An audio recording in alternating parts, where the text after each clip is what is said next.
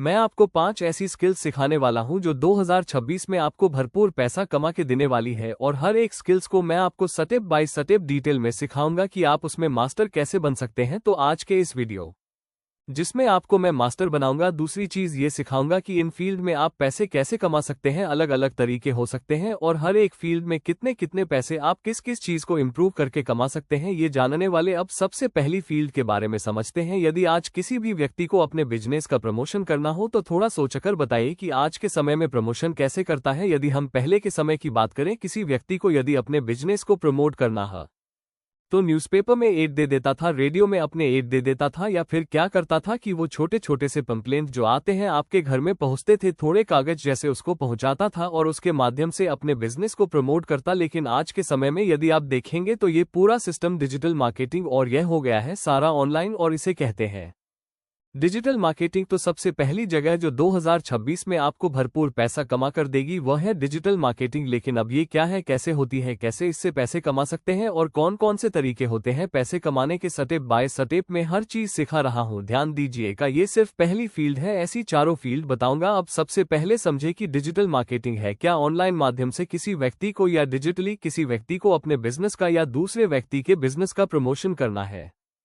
उसकी मार्केटिंग करना है। जैसे मान लीजिए गूगल हो गया, गूगल में चला के या गूगल में प्रमोट करके वेबसाइट बनाकर, या फिर फेसबुक हो गया, इंस्टाग्राम हो गया, यूट्यूब हो गया, तो यहाँ पर अपनी प्रेजेंस को दर्शाकर जो है ये मार्केटिंग का एक बहुत अच्छा तरीका हो गया है। इससे लोग मार्केटिंग करते हैं। अब मान लीजिए आपका खुद का या फिर आपका कोई कस्टमर है जो कि फिटनेस कोच है और वो अपने प्रोडक्ट को सेल करना चाहता है, उसने कोई ऑनलाइन कोर्स बनाया है, अब उसे कोड को एडी सेल करना है, तो क्या कर सकता है वो डिजिटल मार्केटिंग में। सबसे पहले वो क्या करेगा, सारे के सारे सोशल मीडिया जो प्लेटफॉर्म होते हैं वहां पर अपने प्रेजेंट को बनाएगा और वहां पर अलग अलग प्रकार के ऐड चलाएगा। तो आजकल बहुत सारे नए नए स्टार्टअप्स खोल रहे हैं, बिजनेस खोल रहे हैं, तो या तो आप खुद नया स्टार्टअप या बिजनेस खोलकर यह जो डिजिटल मार्केटिंग है ये खुद के लिए इस्तेमाल कर सकते हैं, या फिर आप डिजिटल मार्केटिंग की कंपनी बना सकते हैं और बहुत सारे बिजनेस को अप्रोच कर सकते हैं।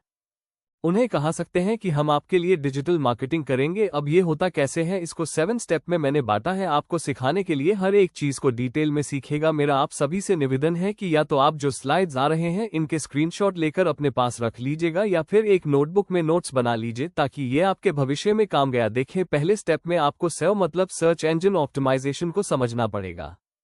अब ये होता क्या है, इसे समझने के लिए एग्जाम्पल लेते हैं कि आप एक फिटनेस कोच हैं और आपको अपनी डिजिटल मार्केटिंग करना है। तो यदि कोई व्यक्ति गूगल पर लिखता है फिटनेस कोच या रिक्वायर्ड फिटनेस कोच या मुझे फिटनेस कोच की जरूरत है, तो आपकी वेबसाइट कहां पर रैंक करेगी, सबसे ऊपर दिखाएगी, दूसरे तीसरे चौथे 5 पर छठे नंबर पर दिखाएगी, कहां दिखाएगी, कैसे दिखाएगी, उसका प्रेजेंस क्या होगा। आपको इसी बात को समझना है अपनी वेबसाइट को रैंक, क्योंकि आपने देखा होगा कि जब आप भी कोई चीज गूगल सर्च करते हैं तो पहले दूसरे या तीसरे ऑप्शन में से किसी में क्लिक कर देते हैं, उसके अलावा आप बहुत ज्यादा नीचे नहीं जाते हैं।